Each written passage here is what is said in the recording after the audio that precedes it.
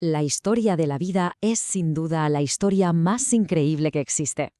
Pero, ¿y si esa historia, la propia teoría de la evolución, estuviera cambiando justo ahora? Pues sí, vamos a ver de qué va todo esto. Claro, para saber hacia dónde vamos, primero hay que entender de dónde venimos, ¿no? Así que vamos a rebobinar hasta el principio de todo, hasta la pregunta del millón. Oye, ¿cómo empezó todo esto? Venga, pues nos vamos de viaje. Un viaje en el tiempo, a hace miles de millones de años, a un planeta que no reconoceríamos para intentar responder a una pregunta increíble. ¿Cómo es posible que la química se convirtiera en biología? A ver, esta pregunta nos la llevamos haciendo desde siempre. A lo largo de la historia ha habido de todo, desde explicaciones, sobrenaturales, hasta la idea de la generación espontánea. Pero claro, llegó el siglo XIX y Louis Pasteur puso las cosas en su sitio. Con sus experimentos demostró algo que hoy nos parece obvio. Los seres vivos no aparecen de la nada, vienen de otros seres vivos, punto. Y a partir de ahí, la ciencia empezó a enfocarse en una idea mucho más pausada, más gradual, la abiogénesis. Ojo, que esto es clave. La biogénesis no va de que, aparezca una rana de repente en el lodo. Nada que ver. Lo que propone es algo mucho más lógico, que si se dan las condiciones perfectas y con muchísimo, muchísimo tiempo, la materia inorgánica, la que no está viva, puede empezar a organizarse, a crear, poco a poco, las moléculas que son la base de la vida.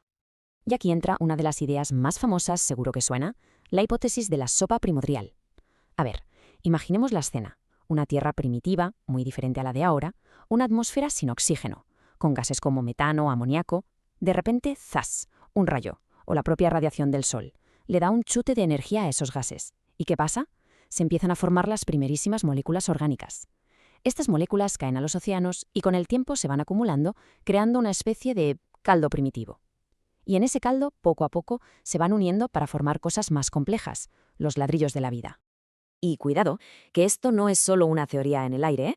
En el 52, dos científicos, Miller y Urey, decidieron probarlo. Recrearon esas condiciones de la Tierra primitiva en su laboratorio. Y el resultado fue alucinante.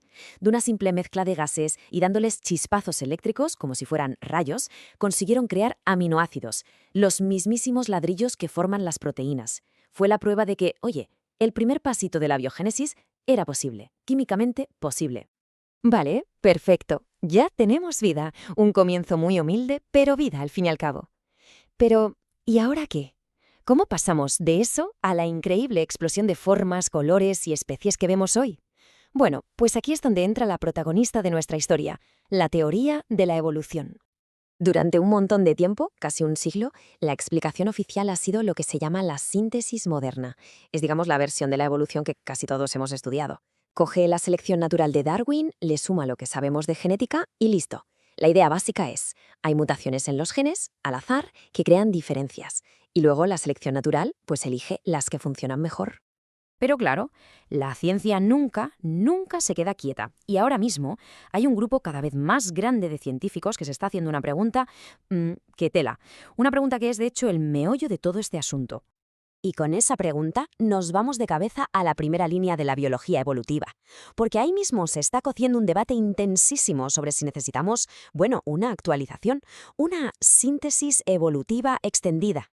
Y esto no es cosa de 4 científicos en un rincón, ¿eh? Para nada. Este debate viene de décadas de descubrimientos brutales en genómica, en biología del desarrollo, en ecología, con investigaciones punteras en centros de todo el mundo como por ejemplo la UNAM en México. Entonces, ¿dónde está el lío? ¿Cuál es la diferencia? A ver, para la síntesis moderna, la clásica, todo gira en torno a los genes y la selección natural. La síntesis extendida no dice que eso esté mal, ni mucho menos. Lo que dice es que la foto es mucho más grande, que hay otros factores, otros procesos igual de importantes que también mueven los hilos de la evolución. Uno de los pilares de esta nueva forma de ver las cosas es la evo-devo.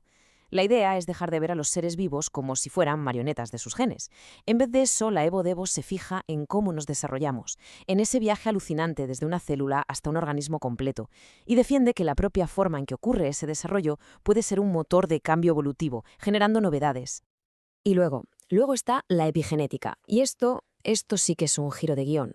Básicamente viene a decir que la herencia no es solo el ADN que te toca.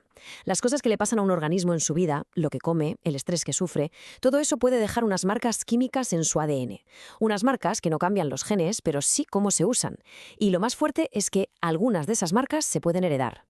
Pero la síntesis extendida tiene más ases en la manga. Por ejemplo, habla del sesgo del desarrollo, que viene a decir que no todas las mutaciones son igual de probables. O la construcción de nicho, la idea de que los organismos no son pasivos, no solo se adaptan al medio, sino que lo cambian.